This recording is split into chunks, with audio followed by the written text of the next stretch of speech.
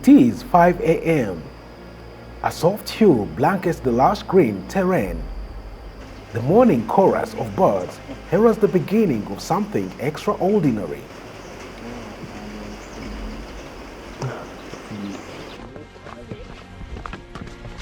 Here, we embark on an expedition that will take us through the famed canopy walk.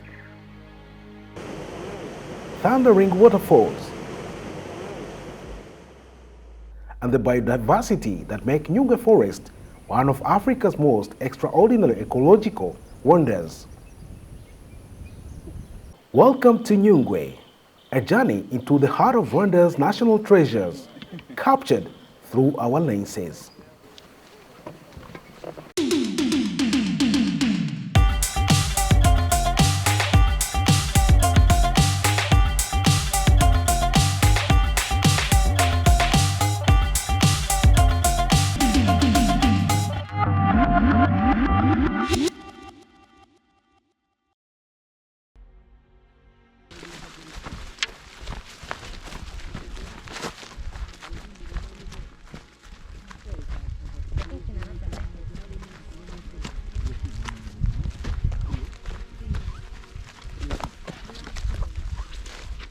Our journey starts at Uwinga, the main base camp, the gateway to Nyungwe National Park.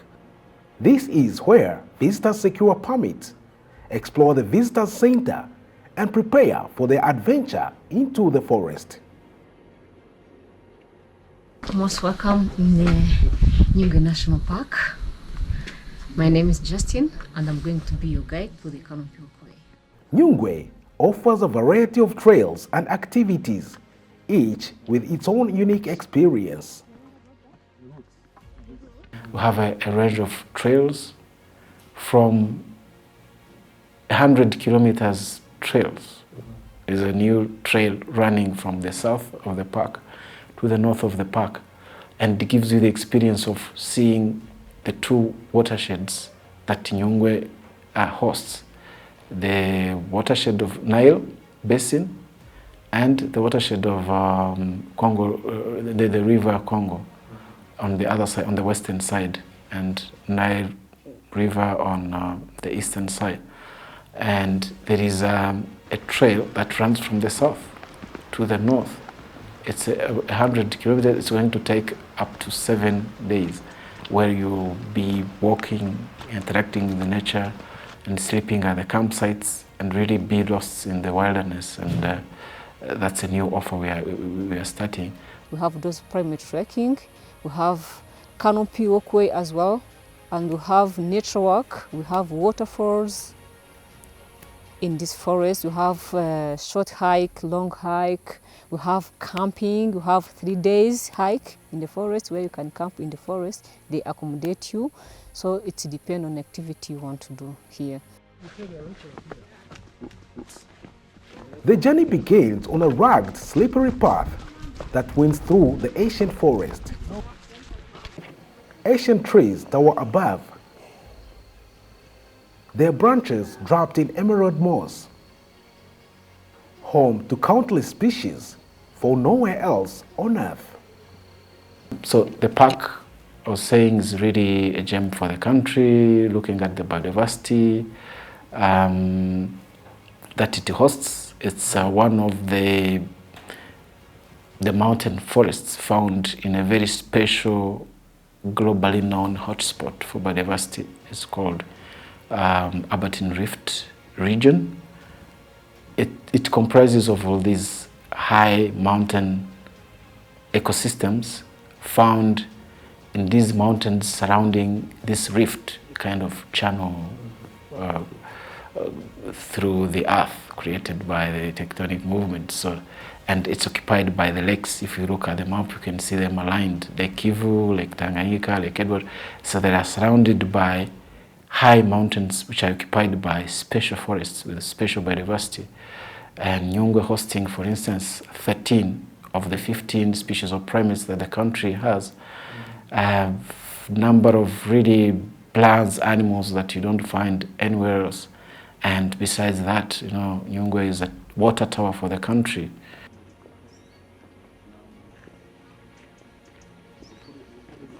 These giants around us are living history. Some have stood here for 100 of years, surviving even the last ice age that reshaped much of our planet. Spanning over 1,000 square kilometers, Nyungwe is one of the largest and most preserved montane rainforests in Africa. However, this haven of biodiversity faced significant threats in the past. We used to have elephants and buffaloes in this park. So the last buffaloes was killed back in 1999. And when you walk in this forest, you see an unbalanced ecosystem, whereby you find there is some trees and the other place, grasses can't allow other tree to grow, those ones who are parasite. Rwanda, it was a whole forest. Then due to the human activities, they just cut it into small pieces for land, some things. So then we get like 4 parks. So and the Nyungwe belongs there. So before Nyungwe, it was a park reserve. Then it was in 1933 until to the 2005, where it became national park. So it is a tropical rainforest and it covers 1,019 square kilometers, but you also have other fragmented forests aside due to those human activities, but also belong to the main park. In 2020, a pivotal moment arrived when the Rwandan government partnered with African parks, ushering in a new era of protection and sustainable tourism. Nyungwe was signed in 2020.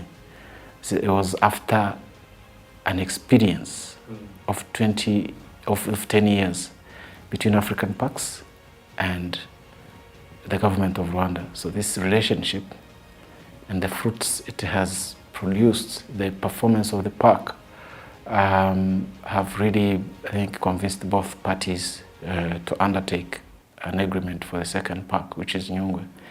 And we are really benefiting from that. I was an employee of the park before, and now I can testify the changes that came along with this agreement of PPP, public-private partnership, as far as Nyungwe is concerned.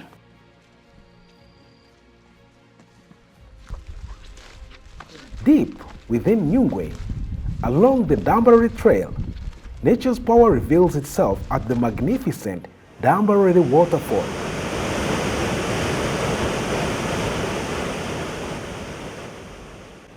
Discovered in 2018, this hidden gem epitomizes Nyungwe's ability to still surprise and inspire.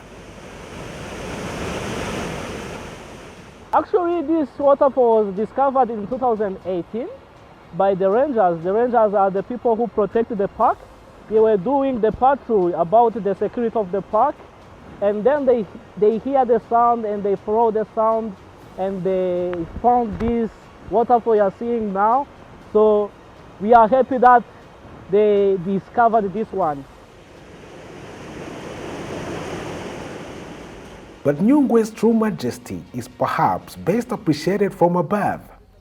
The canopy walk, suspended 70 meters above the forest floor, offers an unprecedented perspective of this ancient ecosystem.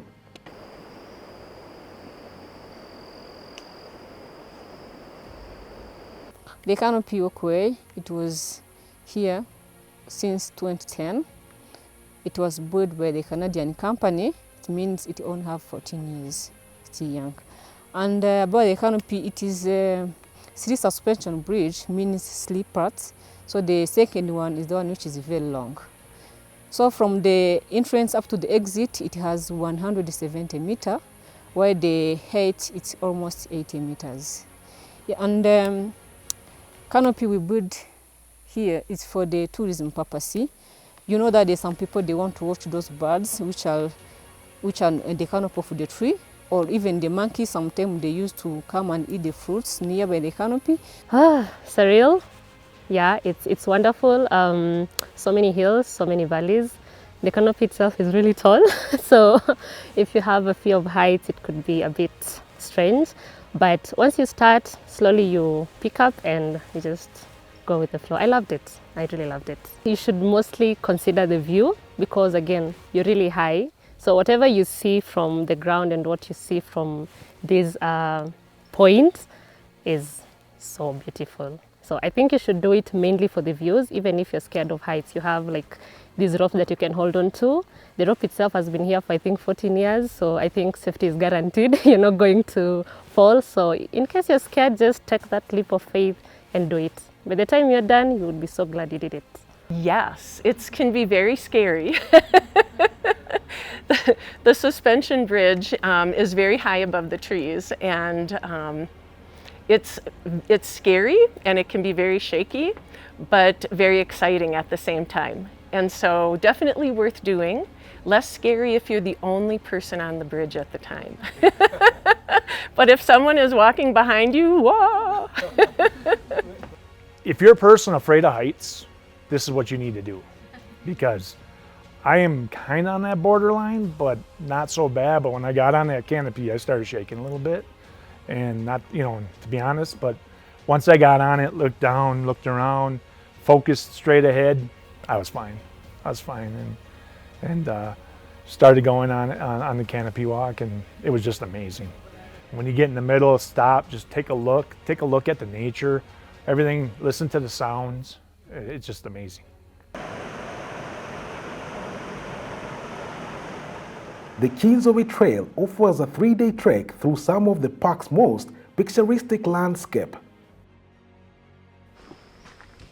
Along the way, hikers encounter rolling tea plantations, vibrant wildlife, and dramatic visitors. The trail you've done is called the Nyungwe 3 days hike, which offers 2-night adventure in the forest. It starts from Uwinka Visitor Center with 3 people minimum. So on the first day, you cover 7 kilometers to get to the first campsite. On your way hiking, there is a high chance of spotting different species, including birds, tree species. But when you are also lucky, you can even see some primates just moving around. So you get connected with the nature, you enjoy the nature, you see the forest, you see the beauty of this forest.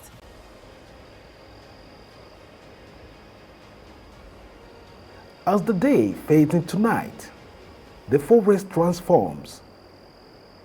At the end of each day, trekkers find rest at strategically placed base camps deep within the forest.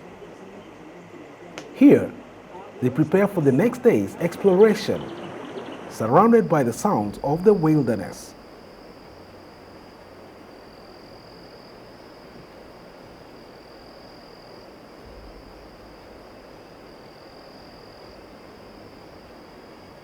So from the first campsite, you relax from that place. We provide you with a dinner, a welcome tea, welcome juice, depending on the weather.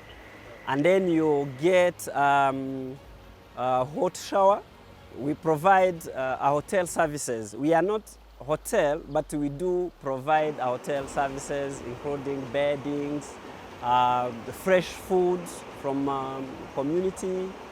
And then the next morning at 7 a.m., you have your breakfast. When you have recharged your energy, because it's a long hike, the first day is a long hike as well. After charging energy, we provide breakfast. We also give you a packed lunch.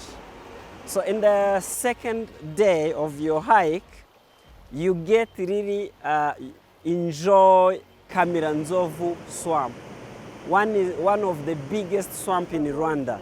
So in that way, you see different species of birds, endemic trees, and then you cross some streams, you get really connected with the nature. You explore the nature, you explore the beauty of this forest.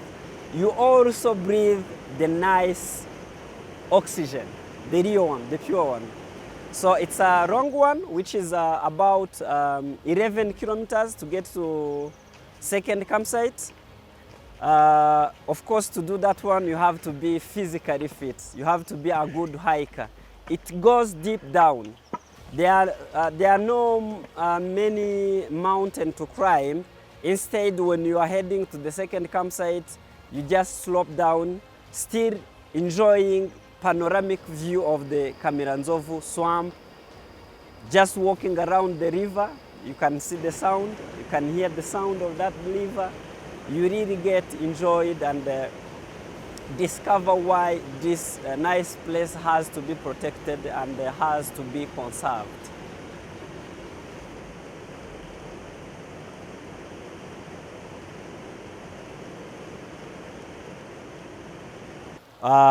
When you get to the second campsite, of course, which has a nice view, you only hear the voice of birds, the voice of different species, creatures, and of course the river. You get like you wave from the stress. You don't feel the stress. You enjoy the beauty of this national park. We offer the same services. We give you a welcome drink, like any other accommodation facilities. When we say a campsite, we don't mean setting tents and sleeping bag and sleeping mat. We provide beddings like those ones from the hotel. So out of that, we make sure everyone who is here is warm in a bed by providing extra blankets, but by also inserting warm water in your bed to rewarm your bed. So I think missing this place, if one does not do this Chinzobe 3 days hike, you can't sit with others and then you say that you have visited Nyungwe. It's an amazing place. In the package there is Kamiranzovu, which I think you will visit when we are heading back to the exit point. One of the amazing waterfalls in this park.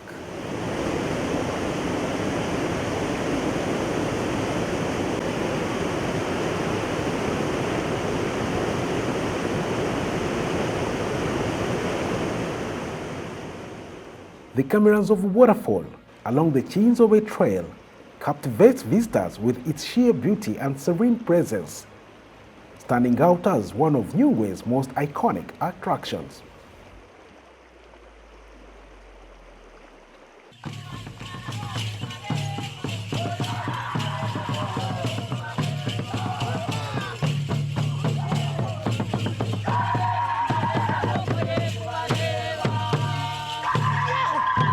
Nyungwe is more than its natural wonders. It's a vital economic engine, supporting local communities while preserving Rwanda's natural heritage. It's important for the community, but also important for the country. It's making really considerable steps in terms of tourism revenue generation. And the more money we make in tourism revenue, the more goes into the tourism revenue sharing scheme fund, where we put 10% of all every year the revenues made. It's not only 5%, 10%. There is also 5% that we put into the special guarantee fund, which funds the damages or any conflicts, mostly damages crop raiding resulting from wildlife from the park. You know, these people living around the park shouldn't be seeing the park as a threat, so there should be something coming from it going into them. And you can really look at the benefits it has to the park at different levels. Employment provision, we now employ 300 contracted staff, plus cooperatives that have more than 300 communities that come to work in the park on a day-by-day basis. So the park provides about minimum 600 jobs every day to mostly the communities around there. So if you can look at the projects that the park is funding, mushroom farming, fish farming. We have some businesses that were created for freelance, where we have a youth that were formed into freelance guides. So whoever visits the park, they have a guide, and those guides are, it's a business that the park has created for the youth, and they're really making some profit and improving their livelihoods from there. So there's a really big range of how the park is important, not only for the communities, but also for the park. Been around 3 years working here as a guide, and I do like to work in this park because it is nearby my village. I was born in Kisakura, so this is my passion to serve in my homeland. Because as you know, here in Rwanda we have what we call tourism share, where there is some percentage goes back in the village to provide different infrastructure like a hospital, like a lodge.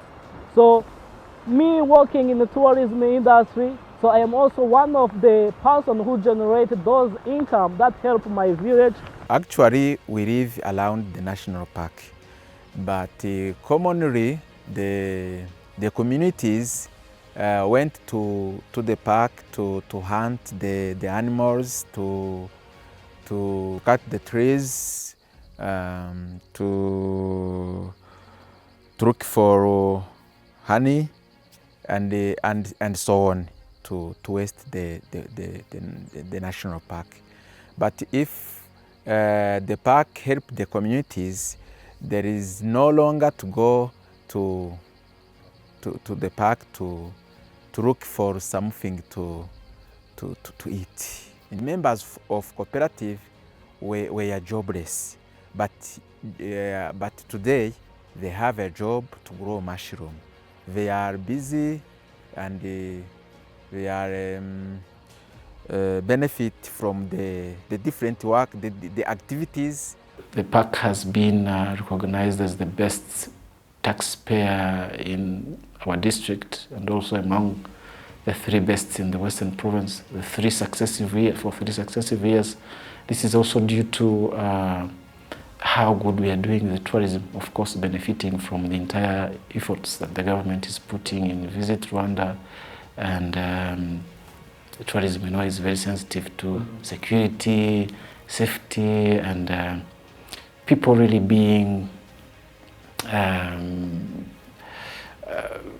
very friendly to whoever visits us, and having a professional level of hosting our clients. So, you know, moving from, like, for instance, last year, 2023, where we got where we made $1.7 million and targeting to have $2.4 million as revenues in this year. So, and really making very good steps towards financial sustainability.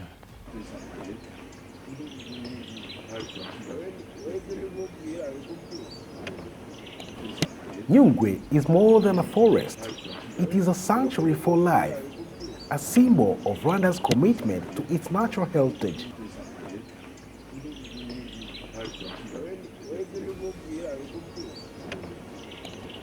And a source of inspiration for all who visit.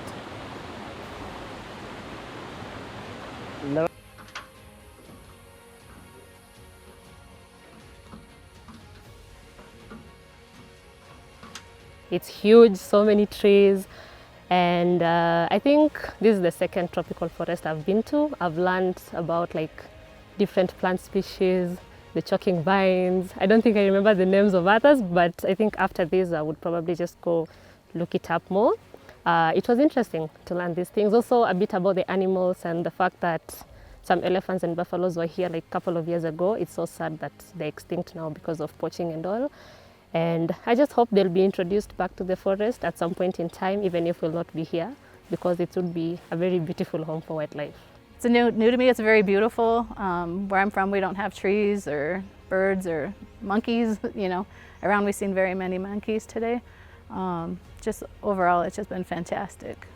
I think it's just an experience you can't get anywhere else. It's like one of a kind. I've never experienced anything like this, even on the safari or anything else. This is just different. Well, it's beautiful, for one thing. The different trees, the fauna, the flora, the animals, the birds. I love birds. So it's a beautiful place to bring people who come to visit. And yeah. In my mind, there's a lot of beauty. You know, we do have areas and parks in our area that have a lot of beauty also, but this was just amazing. And just to take on the nature and the air and the elevation, just like I said, just amazing experience.